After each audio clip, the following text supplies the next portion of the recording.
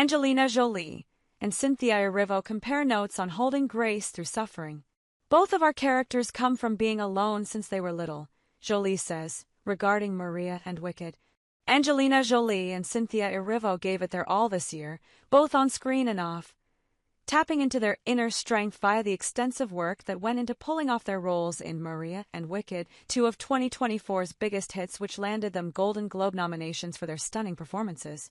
In a 30-minute actors-on-actors conversation for Variety, Jolie and Erivo discuss their experience with holding grace through suffering, which they can relate to as people and use to flesh out their portrayals of Maria, Callas and Elphaba, respectively.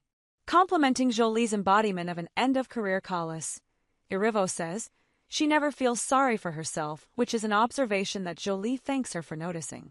That's what breaks your heart, you know? Because she's still fighting, Erivo says.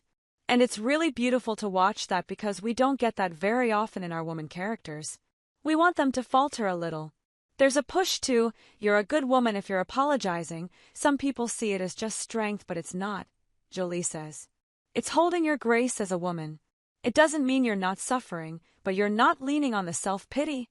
Going more into the similarities between their two characters in relation to holding grace through suffering, Jolie and Erivo went into a touching back and forth about how both Callas and Elphaba lacked the warmth and support of a loving mother.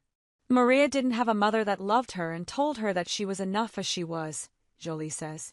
Both of our characters come from being alone since they were little, feeling a little different, and never expecting that anyone would give anything freely. Love freely, Erivo added to this. Just no trust. A lot of just you and you alone, Jolie continued on the topic. And that at the end of the day, it's only gonna be you. And so any little kindness means everything. I think there's this wonderful comparison of understanding the loneliness they both have to experience, Erivo says.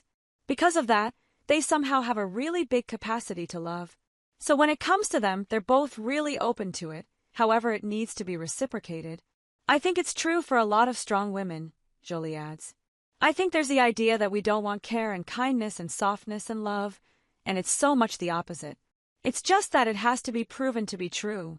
Elsewhere in their discussion, Jolie talks about finding her voice again while learning how to belt out Callas music, and there's a lot in the subtext of that statement.